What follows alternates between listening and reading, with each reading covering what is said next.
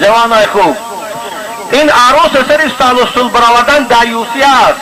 دایوسی رسول اکرم گفتن دایوس جنت نمیدارد.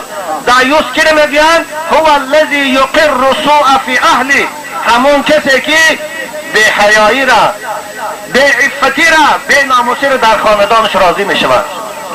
دخترش فاحشه است میداند دم نمیزند، زنش به حیاست کنیلوش میگره میداند دم نمیزند، دختر شبها میرد کجا رستوران و ویچرها میداند دم نمیزند، دخترش در معرکه پیش بچه ها میبرد سینه هاش میجنباند کلش میجنباند دم نمیزند. این دایوس میگویند.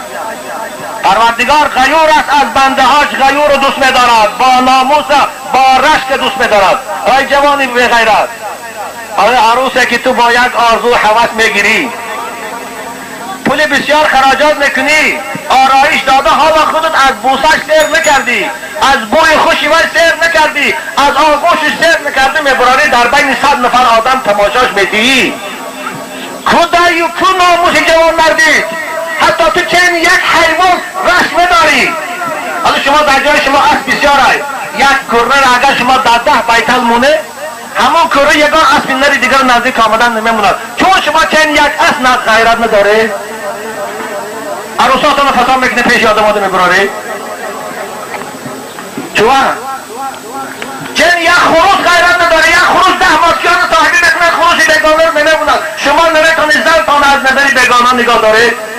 ما میگه من مسلمانم.